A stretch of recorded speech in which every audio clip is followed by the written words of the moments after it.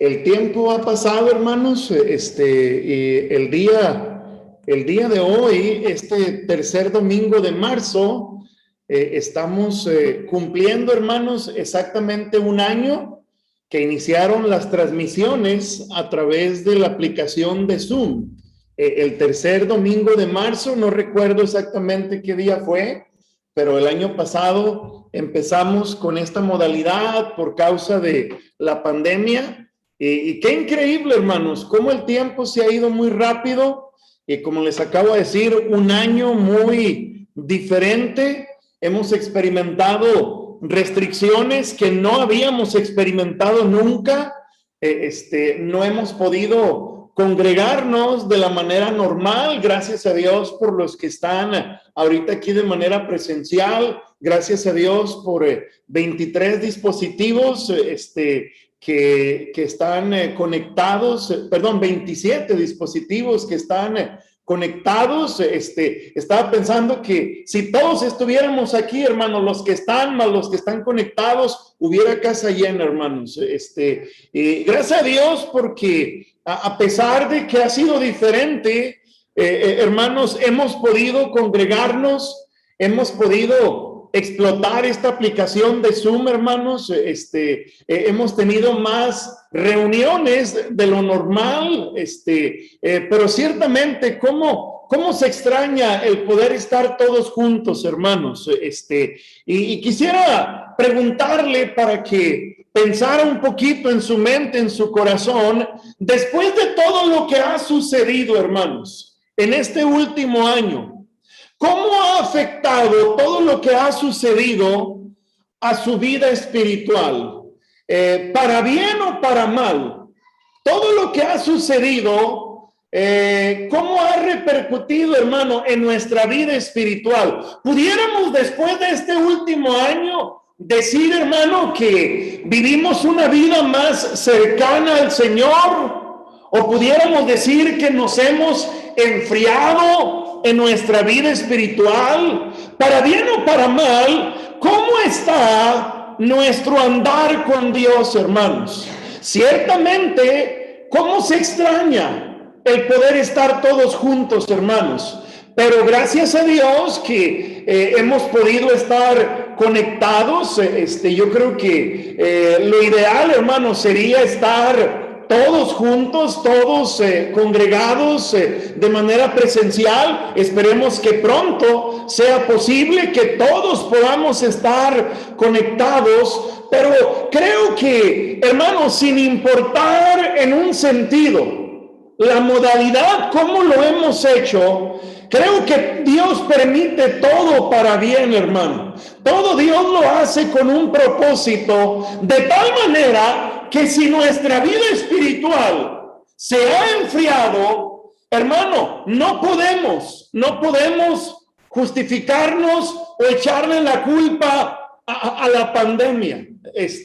Creo que todos necesitamos, hermanos, esforzarnos, y hay una gran necesidad que todos tenemos, hermano. Hay una gran necesidad que, sin importar la circunstancia que vivamos, debemos atender en nuestra vida. Mire, Primera de Reyes 17, el versículo 1, hermano, solamente versículo 1. Dice la Biblia: entonces Elías Tisbita, que era de los moradores de Galaad, dijo a Acab: vive Jehová, Dios de Israel, y noten las siguientes palabras, en cuya presencia estoy. Vive Jehová, Dios de Israel, en cuya presencia estoy. Mire, capítulo 18 del mismo libro, pero el versículo 15. Primera de Reyes 18, versículo 15. Dice la Biblia: y le dijo Elías: vive Jehová de los ejércitos, en cuya presencia estoy. Note, vive Jehová de los ejércitos, en cuya presencia estoy. Vea Segunda de Reyes, unas páginas más adelante, Segunda de Reyes capítulo 3, el versículo 14. Segundo libro de Reyes, capítulo 3, versículo 14. Dice así, hermano, y Eliseo. Ahora, antes de seguir leyendo, hermano, ¿quién fue Eliseo? Podemos decir que Eliseo fue discípulo, sucesor de Elías. Elías y Eliseo formaron una mancuerna, hermanos, y Eliseo fue el sucesor del profeta Elías. ¿Y qué es lo que dice Eliseo? Versículo 14. Y Eliseo dijo: vive Jehová de los ejércitos, en cuya presencia estoy. Vive Jehová de los ejércitos, en cuya presencia estoy. Mire capítulo 5 del mismo libro, pero el versículo 16, hermanos. Segunda de Reyes, capítulo 5, versículo 16. Dice la palabra de Dios, hermano: mas él dijo. ¿A quién se refiere él? A Eliseo. Mas él dijo: vive Jehová, en cuya presencia estoy. Vive Jehová, en cuya presencia estoy. Hermano, ¿cuál es nuestra gran necesidad?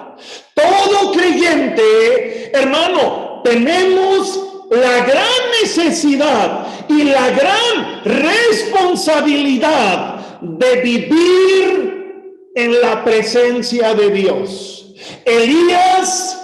Eliseo, aparte de muchos otros personajes en la Biblia, dieron testimonio de vivir su vida en la presencia de Dios. Y hermano, si algo necesitamos para poder seguir adelante, es vivir nuestra vida en la presencia de Dios. Vamos a orar y vamos a continuar, hermanos. Señor, gracias por su preciosa palabra. Mi Dios, le ruego, le suplico que usted obre de una manera especial, y mi deseo, mi anhelo, Señor, mi petición es que a cada uno de nosotros presentes y hermanos conectados pueda usted, mi Señor, machacar en nuestra mente la idea, la necesidad que todos tenemos de vivir en su presencia.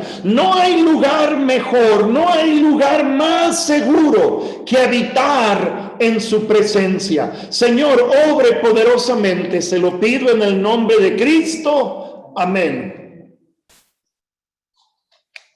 Regrese por favor al capítulo 17, Primera de Reyes 17. El versículo 1 dice de la siguiente manera, una vez más: entonces Elías Tisbita, que era de los moradores de Galaad, dijo a Acab. Hermano, en la escena del capítulo 17 encontramos un gran contraste. ¿Cuál es este gran contraste? Encontramos a un rey llamado Acab. ¿Y qué se nos dice de Acab? Mire capítulo 16, versículo 29. Comenzó a reinar Acab, hijo de Omri, sobre Israel el año 38 de Asa, rey de Judá. Y reinó Acab, hijo de Omri, sobre Israel en Samaria 22 años. Y Acab, hijo de Omri, note lo que dice: hizo lo malo ante los ojos de Jehová, más que todos los que reinaron antes de él, porque le fue ligera cosa andar en los pecados de Jeroboam, hijo de Nabat, y tomó por mujer a Jezabel, hija de Baal, rey de los Sidonios, y fue y sirvió a Baal y lo adoró, e hizo altar a Baal en el templo de Baal que él edificó en Samaria. Hizo también Acab una imagen de acera, haciendo así Acab más que todos los reyes de Israel que reinaron antes que él, para provocar la ira de Jehová, Dios de Israel. Hermano, note lo que dice la Biblia. se nos presenta a un personaje llamado Elías, de quien no sabemos mucho. Dice la Biblia, Elías Tisbita. ¿Por qué Elías Tisbita? Él venía de una región llamada Tisbe. No se nos dice quién es su familia, no conocemos quiénes fueron sus padres, quiénes fueron sus hermanos, si se casó, si tuvo hijos. No sabemos mucho de Elías, hermano. Pero ¿sabe qué nos dice la Biblia de Elías? Que dio testimonio de vivir en la presencia de Dios. Ahora, ¿qué se nos dice de Acab? Acab fue un hombre, hermano, apóstata. ¿Qué es la idea de apóstata? Abandonó la verdadera fe para ir en pos, hermano, de los Baales. Dice la Biblia que Acab no solamente hizo mal, hermano. Dice la Biblia que hizo más mal que los reyes que reinaron antes que él. Dice la Biblia que provocó la ira de Dios, hermano. Se casó con una mujer pagana, hermano. Edificó un templo a Baal, adoró a Baal. ¿Qué es lo que encontramos, hermano? Un gran contraste. Un hombre perverso, un hombre que hizo mucho mal, y un varón, hermano, profeta de Dios, fiel al Señor, con un gran celo por las cosas de Dios, que nos da testimonio, hermano, que habitó en la presencia de Dios, hermano. Ahora, déjeme decirle, hermano, dice Elías, vive Jehová Dios de Israel, en cuya presencia estoy. Hermano, ¿qué significa esa frase? Mire, la idea de estar en la presencia de Jehová, hermano, es una expresión metafórica que nos da la idea de que Elías vivía, hermano, viendo el rostro de Dios en un sentido figurado. Hermano, estar en la presencia de una persona implica que estamos cara a cara, hermano, que nos vemos a los ojos. Y déjeme decirle esto, hermano, hay ocasiones cuando dos personas no se pueden ver a los ojos, hermanos. ¿En qué ocasión dos personas no se pueden ver a los ojos, hermanos? Cuando ha surgido algún problema, cuando hay algún conflicto, cuando hay alguna diferencia entre dos personas, hermano, por vergüenza, por culpabilidad, por pena, por lo que usted guste y mande. Cuando hay algún conflicto, alguna situación, difícilmente dos personas se pueden ver a los ojos. Hermano, que la Biblia diga que Elías vivía en la presencia de Dios, no quiere decir, hermano, de ninguna manera que Elías era perfecto, porque la única persona perfecta ha sido Cristo, hermano. Pero esa expresión que el mismo Elías, el mismo Eliseo dan testimonio, vive Jehová Dios de Israel, en cuya presencia estoy, nos indica que tanto Elías como Eliseo vivieron una vida, hermano, tan cercana a Dios, que no había nada, hermano, que ocultaran, de lo cual pudieran sentirse avergonzados. Hermano, alguien decía que la idea de vivir en la presencia de Dios tiene que ver con vivir a cuentas con Dios, hermano. Vivir siendo conscientes que fallamos, cometemos errores, pero nos conocemos a Dios, arreglamos nuestra comunión con Dios, vivimos tan cerca de Él, hermano, que podemos ver su mano poderosa obrando de una manera sobrenatural. Hermano, Elías, si usted recordará, y ahorita voy a ver un poquito, hermano, sin entrar en muchos detalles, Elías fue alguien que de una manera sobrenatural, hermano, vio milagro tras milagro tras milagro. Elías vio la mano de Dios proveyéndole. Elías vio la mano de Dios escuchando sus peticiones. Por ejemplo, ¿como qué peticiones, hermano, escuchó Dios de Elías?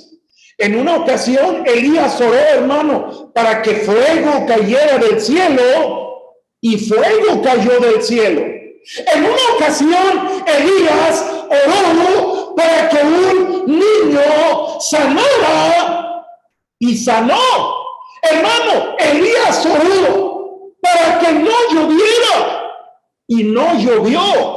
Elías oró para que lloviera, y llovió. Hermano, de manera sobrenatural, el profeta Elías vio la mano poderosa obrando del Señor. Hermano, ¿qué quiero decirle? Que es una necesidad, hermano, que todos tenemos de vivir en la presencia de Dios, hermanos. En estos días diferentes, difíciles, en muchos sentidos, hermano, si algo necesitamos cuidar cada día, es el vivir en la presencia de Dios. Ahora, hermano, déjeme a través de este mensaje responder la siguiente pregunta. ¿Cuál es la idea de estar en la presencia de Dios? Déjenme entrar en más detalles. ¿Qué implica estar en su presencia? Elías, Eliseo dieron testimonio. Vive Jehová, de Dios de Israel, viva Jehová de los ejércitos, en cuya presencia estoy. Hermano, ¿qué implicaciones? ¿Qué es estar en la presencia de Dios?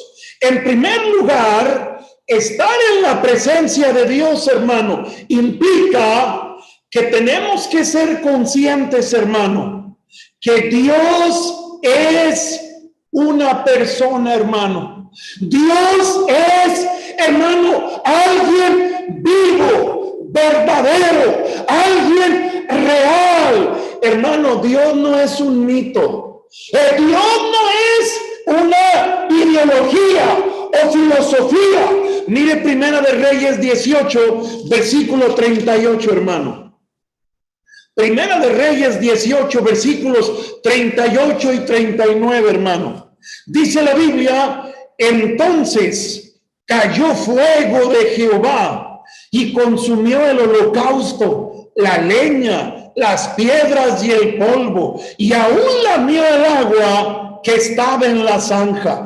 Viéndolo todo el pueblo, se postraron y dijeron: Jehová es el Dios. Jehová es el Dios. Hermano, ¿qué había sucedido anteriormente a esta escena?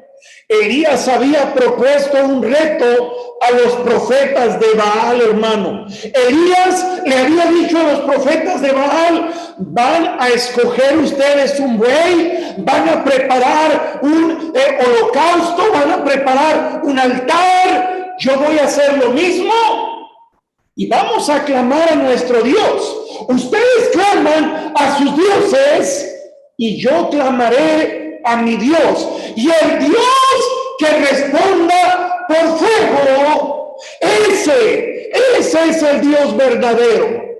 Hermano, podemos leer versículos atrás donde la Biblia nos dice que los profetas de Baal, hermano, desde una hora muy temprana hasta el mediodía, estuvieron frenéticamente clamando a a su Dios, expresando: Baal, respóndenos, Baal, respóndenos. No solamente clamaron a su Dios, la Biblia dice que tomaron cuchillos, lancetas, y hermano, empezaron a dañar su cuerpo, empezaron a encajar en su rostro, en su cuerpo, hermano, de tal manera que dice la Biblia que la sangre chorreaba por sus cuerpos. Hermano, como lo he expresado muchas veces, creo que eso muestra fe, hermano.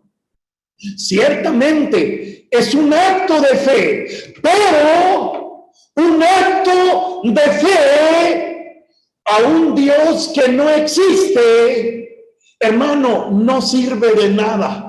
Por más que gritaron, por más que brincaron, saltaron y se cortaron su cuerpo. ¿Por qué cortaban su cuerpo, hermano? Porque en su pensamiento era una manera de llamar la atención de sus dioses.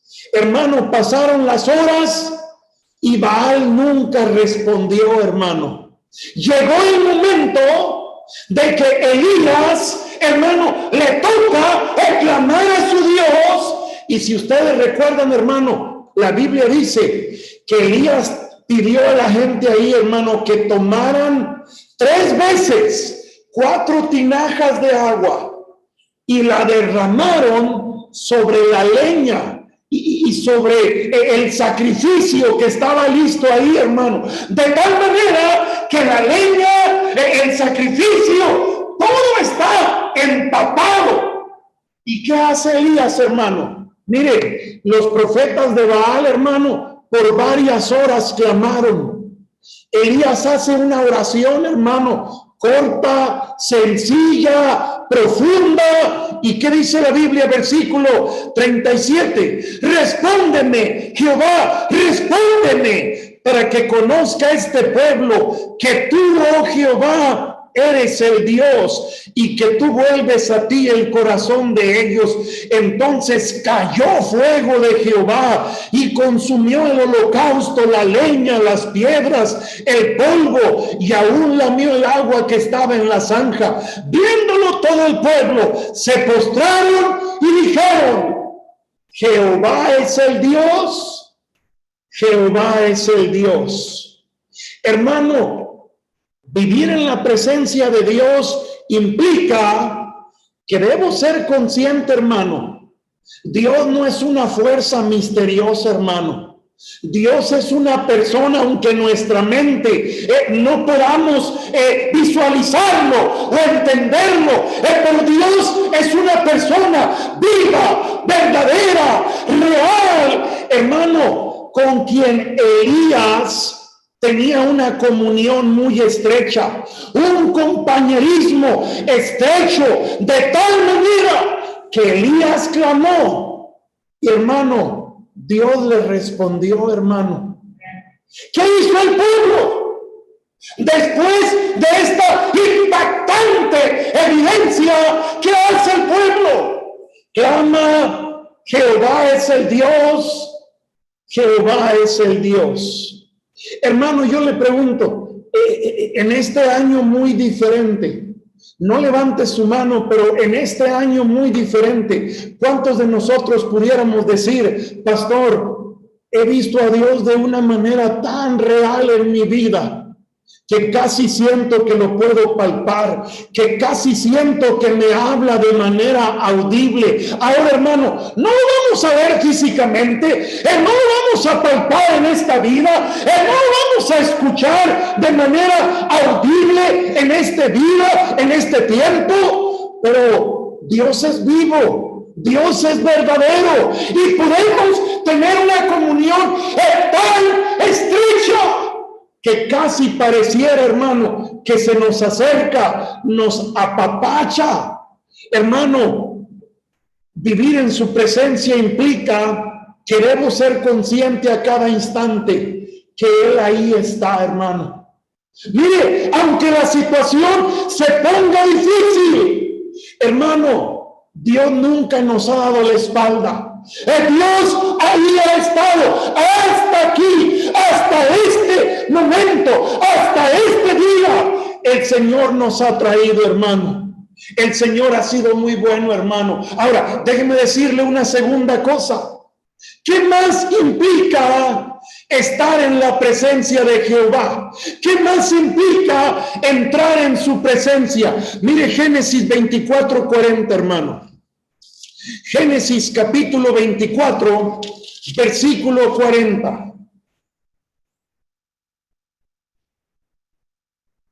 Aquí Abraham está dando testimonio, hermano. Dice Génesis 24:40. Entonces él me respondió: Jehová, en cuya presencia he andado, enviará su ángel contigo y prosperará tu camino.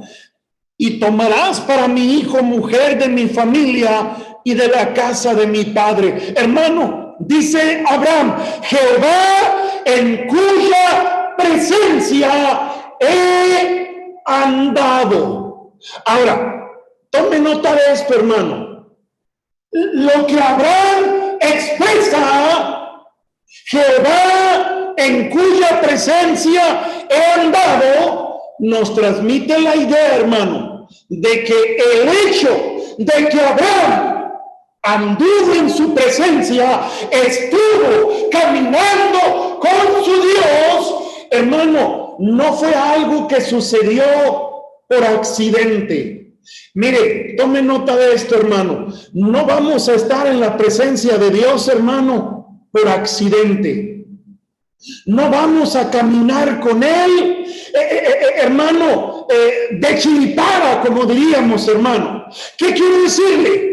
Entrar en su presencia implica que debemos buscarlo de manera consciente, de manera planeada, hermano, a propósito. ¿Qué quiere decirle? Que entrar en su presencia, vivir en su presencia, hermano, mucho depende de que día tras día, yo a propósito me tome el tiempo para buscarlo. ¿Se acuerdan lo que muchas veces, hermano, yo he repetido los domingos? Hermanos, hagan planes de acercarse a Dios. Hagan planes de acercarse a Dios. Hermano, no voy a pasar tiempo en su presencia si no es algo que anticipo, si no es algo que yo estoy programando, que yo estoy planeando constantemente. Hermano, cada día, uno de nuestros planes y proyectos principales debiera ser, hermano, entrar a la presencia de Dios, hermano. Cada día, nos debiéramos hacer un tiempo. ¿Para qué? Para ir a su presencia. Para ir a su presencia. Hermano, yo estoy seguro que si cada uno de nosotros somos muy honestos y transparentes, tenemos que hacer a un lado la excusa y el pretexto, hermano, que es muy común que muchas personas ponen: no tuve tiempo. Ahora, si no tuvimos tiempo, ¿en qué ocupamos? Mire, si realmente durmiéramos 8 horas al día, 8 por 3, 24, 8 por 2, 16. Si tenemos 16 días de relativa actividad y 8 horas en los brazos de Morfeo, hermano, ¿qué hacemos en esas 16 horas, hermanos? ¿Sabe qué hacemos en esas 16 horas? Nosotros decidimos cómo vamos a usarlo. Nosotros decidimos, nosotros anticipamos qué vamos a hacer en ese tiempo. Hermano, nos podemos programar, y no me malentienda, nos podemos programar para ver una película, nos podemos programar para trabajar, nos podemos programar, hermano, para tomar algunos tiempos para sentarnos a comer. Hermano, nos programamos para tener una cita con alguna persona. Hermano, nosotros decidimos cómo usar ese tiempo. Entrar en la presencia de Dios implica que a propósito, hermano, deliberadamente, yo aparto, hermano, un tiempo, varios tiempos. ¿Para qué? Para entrar en su presencia. Mire una tercera cosa, hermano. Salmo 140. Salmo 140, hermano. ¿Qué implica estar en su presencia? Entender que Él es un ser real, una persona viva, verdadera. Implica, hermano, que debo planear y anticipar tiempos para entrar a su presencia. Mire, Salmo 140, versículo 13. Dice la palabra de Dios, hermano. Salmo 140, versículo 13. Dice la Escritura: ciertamente los justos alabarán tu nombre. Y dice después, hermano, los rectos, ¿qué harán, hermano? Morarán en tu presencia. Hermano, dice la Biblia, los rectos morarán en tu presencia. La idea de la palabra morar, hermano, mire, de manera consciente y deliberada. Déjeme poner como ejemplo los hermanos que estamos aquí en el templo. Hermano, todos de manera consciente y deliberada decidimos salir de casa y entramos conscientemente a esta habitación, el templo. Hermanos que están en casa, conscientemente están en su morada, en su habitación, en su casa. ¿Qué dice la Biblia, hermano? Los rectos morarán en tu presencia. Hermano, no es parte de nuestra naturaleza actuar con rectitud. Es parte de nuestra naturaleza pecaminosa, hermano, vivir de manera chueca y torcida. ¿Qué quiero decirle, hermano? Que entrar en la presencia de Dios, hermano, implica buscar vivir en obediencia. Hermano, no puedo estar en su presencia actuando en desobediencia, actuando en rebeldía. Mire Jonás capítulo 1. Jonás capítulo 1.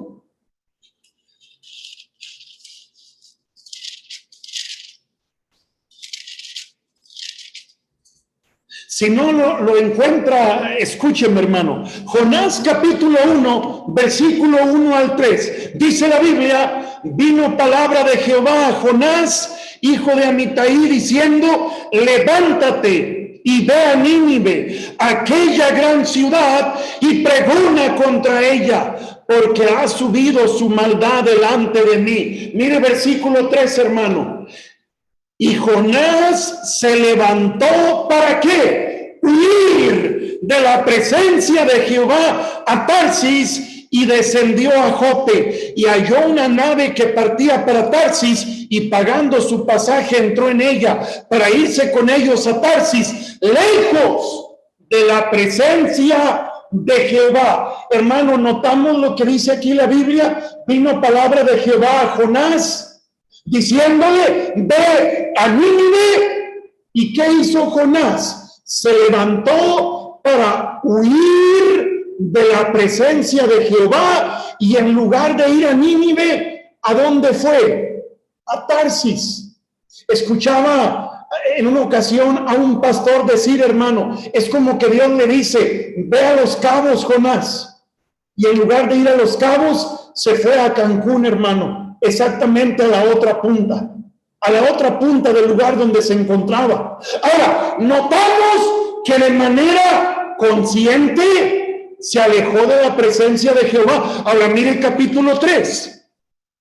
El mismo libro, capítulo 3, versículo 1. Vino palabra de Jehová por segunda vez a Jonás, diciendo: levántate y ve a Nínive, aquella gran ciudad, y proclama en ella el mensaje que yo te diré. Y se levantó Jonás y fue a donde, hermano, a Nínive, conforme a la palabra de Jehová. ¿Qué hizo Jonás en esta ocasión, hermano? Mire, vino palabra de Jehová a Jonás por segunda vez. ¿Sabe qué encontramos aquí, hermano? Qué bueno es Dios, hermano, en darnos otra oportunidad, hermano.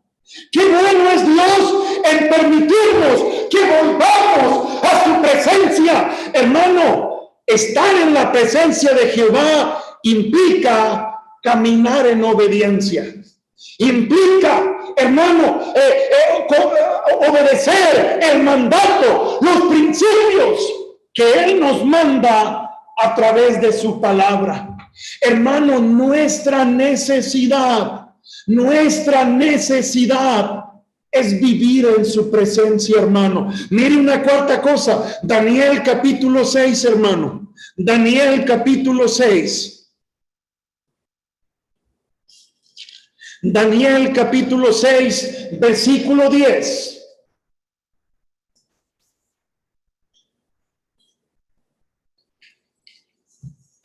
Daniel capítulo 6, versículo 10. Dice la Biblia, cuando Daniel supo que el edicto había sido firmado. Hermano, ¿cuál edicto había sido firmado? Por un espacio de tiempo, hermano, de 30 días.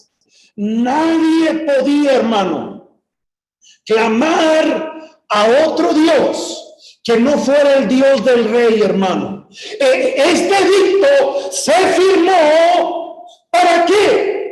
Para hacerle daño a Daniel, hermano. Este edicto, hermano, lo organizaron, lo planearon los enemigos de Daniel, por envidia, por celo, porque el rey Daniel tenía el favor del rey, hermano. Y ve lo que dice la Biblia, versículo 10. Cuando Daniel supo que el edicto había sido firmado, entró en su casa y abiertas las ventanas de su cámara que daban hacia Jerusalén, se arrodillaba 3 veces al día y oraba y daba gracias delante de su Dios, como lo solía hacer antes.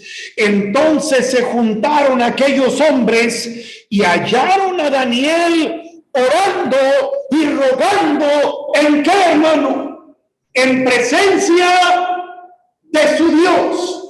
Hermano, fíjese, los enemigos de Daniel pudieran decir, lo cachamos. Ahora sí, Daniel, nos vamos a deshacer de él. Hermano, ¿qué hicieron estos hombres?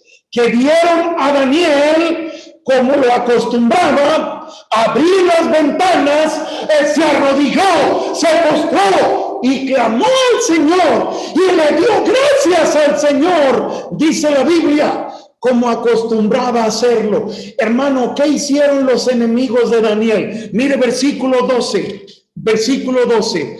Fueron luego ante el rey y le hablaron del edicto real. ¿No has confirmado edicto que cualquiera que en el espacio de 30 días pida a cualquier dios u hombre fuera de ti, oh rey, sea echado en el foso de los leones? Respondió el rey diciendo, verdad es, conforme a la ley de Media y de Persia, la cual no puede ser abrogada. Entonces respondieron y dijeron delante del rey, Daniel, que es de los hijos de los cautivos de Judá, no te respetó a ti, oh rey, ni acate el edicto que confirmaste, sino que 3 veces al día hace su petición.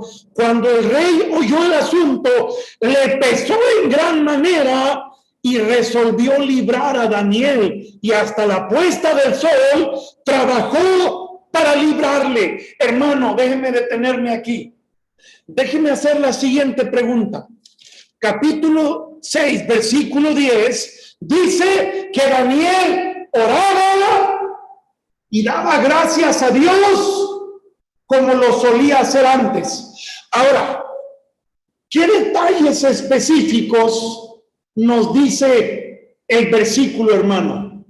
Dice el versículo que Daniel daba gracias y oraba. La palabra oraba tiene que ver con esa conversación, hermano, que Daniel tuvo con Dios al estar Daniel en su presencia. Ahora, hermano, ¿qué pidió Daniel, hermano, en esta ocasión? Mire, la Biblia nos dice que 3 veces al día él se postraba y oraba, hermano. Pero la Biblia no da muchos detalles en cuanto a la conversación, hermano, que Daniel tenía con su Dios. Hermano, déjeme sugerir, ¿qué podía Daniel orar en esta ocasión? Hermano, Daniel supo que el edicto se había firmado. Sí, hermano, sí supo. Daniel no entró a su cámara de oración ignorando que le querían hacer daño. Él sabía la situación. Hermano, ¿qué pediría usted en la situación de Daniel? ¿Qué pediría usted, hermano, en la situación de Daniel? ¿Sabe qué se me ocurre a mí pensar, hermano, que Daniel oró? Mire, yo no sé si Daniel tendría conciencia de lo que un día Abraham mencionó, pero un día Abraham dijo: el juez de toda la tierra no ha de hacer lo que es justo. El juez de toda la tierra no hará lo que es justo. A mí se me ocurre pensar que Daniel oró y le pidió al Señor, que se haga justicia. Señor, yo te estoy buscando porque es mi necesidad entrar a tu presencia. Es mi necesidad de cada día. 3 veces al día, hermano, él entraba en la presencia de Dios. Hermano, ¿quién conoce los pensamientos y las intenciones del corazón? Dios. Hermano, ¿qué le dijeron al rey estos lambiscones sinvergüenzas? ¿Qué le dijeron al rey? Este hombre, Daniel, no te respeta. Hermano, una pregunta. ¿Daniel no respetaba al rey? Hermano, ¿sí lo respetaba? Sí lo respetaba. Hermano, no puedo estar bien con Dios y faltarle al respeto a mi prójimo, hermano, porque estoy bien con Dios, porque hago lo correcto delante de Él. Voy a estar bien con mi prójimo, hermano. Mire, entonces, ¿por qué Daniel oró? Si se había firmado un edicto que no se debía hacer tal cosa. Hermano, Pedro todavía no hablaba, Pedro todavía estaba en la mente de Dios, pero un día dijo Pedro, hermano, es necesario obedecer a Dios antes que a quién, hermano, que a los hombres. Entonces, ¿por qué Daniel oró? Porque era su necesidad de entrar en su presencia.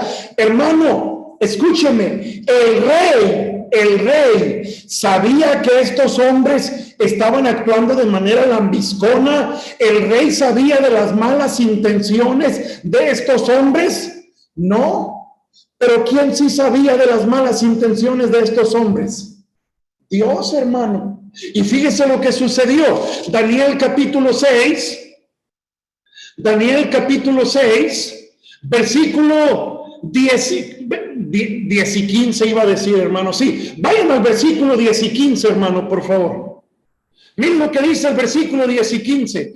Pero aquellos hombres rodearon al rey y le dijeron: sepas, oh rey, que es la ley de Media y de Persia, que ningún edicto u ordenanza que el rey confirme puede ser abrogado. Entonces el rey mandó y trajeron a Daniel y le echaron en el foso de los leones. Y el rey dijo a Daniel: el Dios tuyo, a quien tú continuamente sirves, Él te libre. Hermano, déjeme brincarme unos versículos. Versículo 19. El rey pues se levantó muy de mañana y fue apresuradamente al foso de los leones, y acercándose al foso llamó a voces a Daniel con voz triste y le dijo: Daniel, siervo del Dios viviente, el Dios tuyo, a quien tú continuamente sirves, ¿te ha podido librar de estos leones? Entonces Daniel respondió al rey: oh rey, vive para siempre. Mi Dios envió su ángel, el cual cerró la boca de los leones para que no me hiciesen daño, porque ante él fui hallado inocente, y aún delante de ti, oh rey, yo no he dicho nada malo. Entonces se alegró el rey en gran manera a causa de él, y mandó sacar a Daniel del foso, y fue Daniel sacado del foso, y ninguna lesión se halló en él, porque había confiado en su Dios. Y dio orden el rey, y fueron traídos aquellos hombres que habían acusado a Daniel, y fueron echados en el foso de los leones, ellos, sus hijos, sus mujeres, y aún no habían llegado al fondo del foso cuando los leones se apoderaron de ellos y quebraron todos sus huesos. Hermanos, ¿qué nos dice la Biblia? Daniel entraba en la presencia de Dios, hermano. ¿Y qué hizo Daniel? Clamó a Dios, hermano, que hiciera justicia. Y hermano, ¿qué le permitió ver Dios a Daniel? Hermano, le permitió ver la mano de Dios obrando, sacándolo adelante, hermano, y dando la justa retribución, hermano, a aquellos que se habían levantado, hermano, contra Daniel para hacerle daño. Hermano, ¿por qué Daniel fue hallado inocente? Porque vivía en la presencia de Dios, hermano. Porque su meta era hacer lo correcto. Su meta era agradar a Dios. Su meta era vivir siempre con limpia conciencia, sin hacer nada que ofendiera al Señor. Hermano, cuando vivimos en la presencia de Dios, hermano, vamos a ver maravillas. Cuando vivimos en la presencia de Dios, vamos a ver la buena mano de Dios, hermano, cuando sea necesario, defendiendo nuestra causa. ¿Qué hizo Dios, hermano? Sacó adelante a Daniel. ¿Por qué? Daniel vivía, hermano, en la presencia de Dios. ¿Qué implica estar en su presencia? Implica que tenemos que ser conscientes que Él es vivo y verdadero. Implica que de manera planeada y anticipada debo buscarle constantemente. Implica que debo ser obediente. Implica, hermano, que vamos a ver sus maravillas, vamos a ver su justicia. Déjeme ver una última cosa, hermano. Mire, Segunda de Crónicas 33. Segunda de Crónicas 33, por favor, hermanos. Hay muchas más razones, pero déjeme ver una sola más en este momento, hermano. Segunda de Crónicas 33, versículo 11. Segunda de Crónicas 33, versículo 11.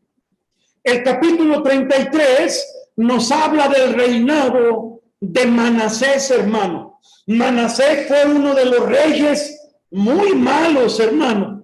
Y vea lo que dice capítulo 33, el versículo 10, hermano. Y habló Jehová a Manasés y a su pueblo, mas ellos, ¿qué, hermanos? No escucharon. Por lo cual Jehová trajo contra ellos los generales del ejército del rey de los asirios, los cuales aprisionaron con grillos a Manasés y atado con cadenas lo llevaron a Babilonia. Mas luego que fue puesto en angustia, oró a Jehová su Dios, humillado grandemente en la presencia del Dios de sus padres.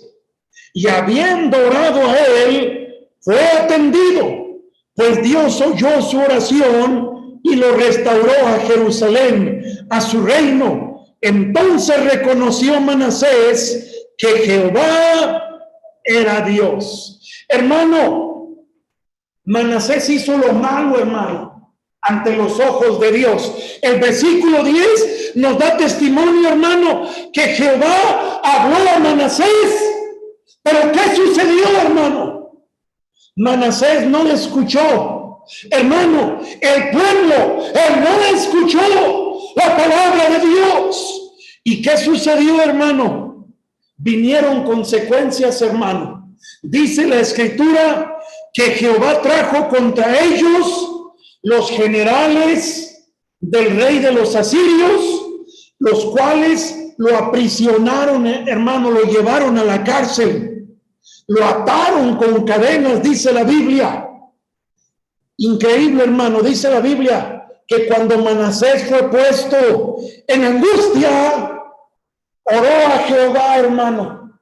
Y dice la Biblia, se humilló grandemente.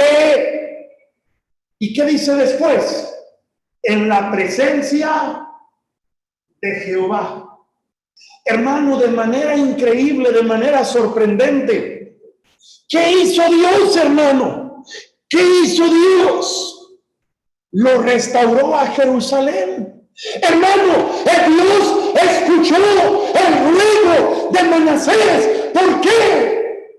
Porque se humilló grandemente en la presencia de Jehová. ¿Qué quiero decirle, hermano? Que necesitamos ir a su presencia, hermano. Necesitamos buscar su rostro para arreglar cuentas, hermanos, y ponernos bien con nuestro Dios, hermanos. Querido hermano, muchas veces podemos vivir pensando que todo está bien, hermano, entre Dios y nosotros, hermano, pero no tenemos tiempo para Él. No tenemos tiempo de buscarlo a Él conscientemente, como día a día debiéramos hacerlo. Hermano, a veces Dios tiene que tomar a sus hijos y disciplinarlos. A veces, hermano, va a suceder que personas que no conocen a Dios van a empezar a experimentar simplemente las consecuencias de sus acciones, hermano. Pero gloria a Dios, hermano, gloria a Dios, que nuestro Dios está dispuesto, hermano. Aquí vemos en el caso de Manasés a dar otra oportunidad, hermano. Qué bueno fue Dios con Manasés. ¿Por qué? Porque se humilló grandemente en la presencia de Jehová su Dios. Hermanos, ¿cuál es nuestra gran necesidad? ¿Cuál es nuestra gran necesidad? Hermano, habrá algunos de ustedes que pudieran decir, pastor, yo me siento muy desesperado por la situación que estamos viviendo. Hermano, ciertamente, muchas veces la situación que hemos estado viviendo es una situación desesperante, hermano. Es una situación bien crítica, hermano. Pero quien está en la presencia de Dios, hermano, va a haber maravillas, hermano. Va a haber milagros. Mire, en la tarde vamos a continuar y vamos a ver cómo otro personaje que estuvo en la presencia de Dios, hermano, vio milagro tras milagro tras milagro. Hermano, nuestra gran necesidad es estar en su presencia día tras día, hermano. Necesitamos llegar a Él, vivir a cuentas con Él. ¿Por qué, hermano? Mire, estar en su presencia implica que soy consciente, hermano, que Él suple toda necesidad, hermano. Y no me refiero en el aspecto material, hermano. Él suple todo lo que nuestro ser necesita, hermano. Toda necesidad que hay en el hombre, Dios es suficiente, hermano. Dios es suficiente para darnos lo que necesitamos. Elías pudo decir, Eliseo pudo decir, Daniel pudo decirlo, Abraham pudo decirlo. Vive Jehová, Dios de Israel, en cuya presencia estoy. Hermano, ¿cuántos de nosotros pudiéramos decir que vivimos cada día en la presencia de Dios? Esa es nuestra necesidad, hermano. Gloria a Dios que la puerta está abierta, hermano, para que cada día lleguemos y confiadamente, como dice Hebreos, a tocar la puerta y a entrar a su presencia para que Él supla y sacie todo lo que nuestro ser, hermanos, necesita. Vamos a orar, hermanos. Señor, le doy muchas